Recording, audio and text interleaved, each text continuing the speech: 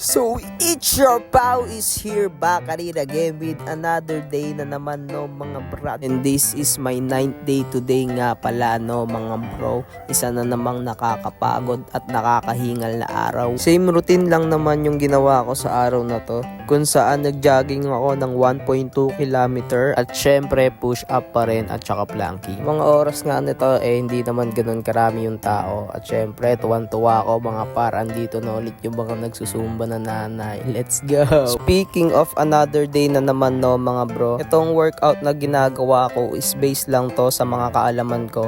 Pero hindi ko sinasabi na gawin mo rin kung ano yung ginagawa ko. Ito lang kasi yung nakasanayan ko nung nagwo-workout ako dati. At ito lang din kasi yung nakasanayan ko, paki-correct na lang ako kung mali. Marami naman kayong makukuhang reference sa YouTube kung gusto nyo rin mag-workout. Orin nyo doon yung mga professional kung gusto nyo talagang gumanda yung pangangatawan nyo. Inuulit ko nga pala, share ko lang tong aking pag-ehersisyo at hindi ibig sabihin nito ay tinutulungan na kita kung ano yung dapat pong gawin kapag nagwo-workout ka. Motivate lang kita dahil nakikita kung tumataba ka na. Dahil hindi pa huli yung panahon para magpapayat ka at magbawas ng timbang, kaya ano pang iniintay mo, mag-ehersisyo ka na. Alam kong nabibigatan ka na sa sarili mo at alam kong nahihirapan ka na rin tumakbo. Konting kilos mo lang, hinihingal ka na. Konting hakbang mo lang sa hagdan, hinihingal ka na. Ultimo pagbubuhat ng magaan, hinihingal ka na. Lahat na lang ng ginagawa mo, hinihingal ka na. Kaya ano pang hinihintay mo?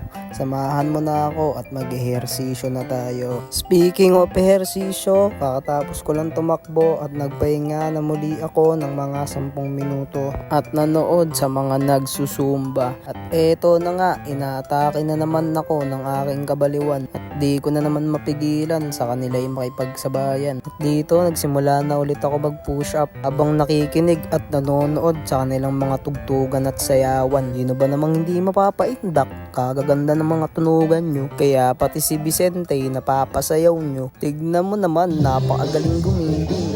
Bang, bang, bang, bang. Oop, oop, hey, hey. Den, den, den, den, den, den, den. Hey, hey. At hindi pa nga nadala, nagpatuloy pang sumayaw. Bang, bang. Hey, hey, hey, hey, hey.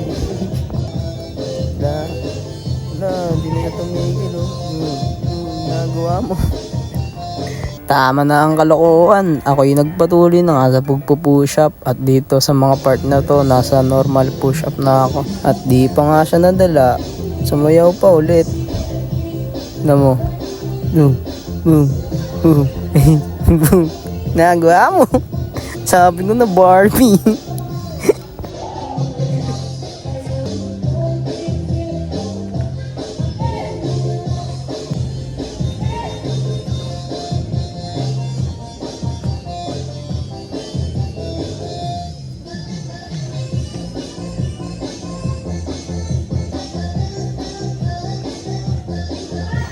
Gumawa pa ka ng sariling step. Angas. Ding, ding, ding.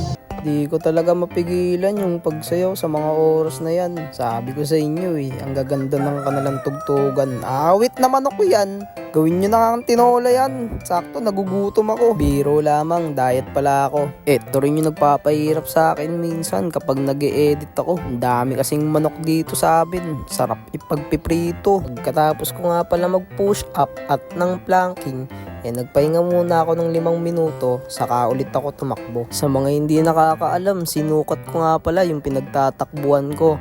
Meron kasing 500 step yung pinakaloob ng oval na to. In-equivalent ko siya kung ilang kilometro yung natatakbo ko.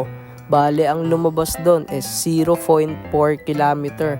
Bale, sa 3 ikot ko, nakaka 1.2 kilometer ako. Napakaangas no. Ngayon ko lang kasi naisipan na sukati yung loob kung gaano ba kalayo yung tinatakbo ko.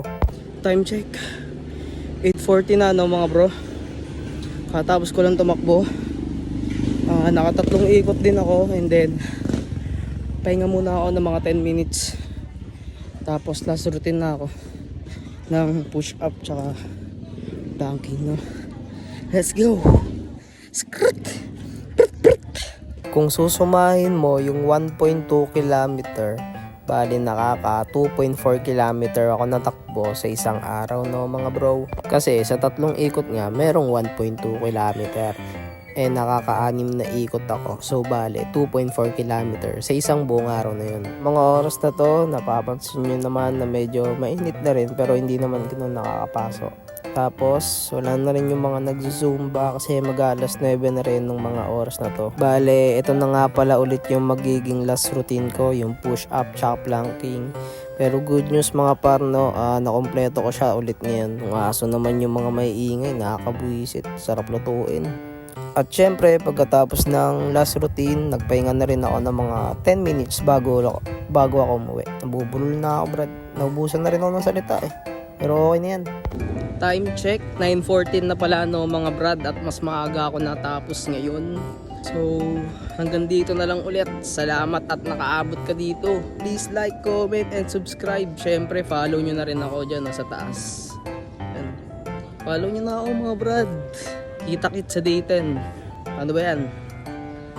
Let's go! Skrrt! Brrt brrt! Peace!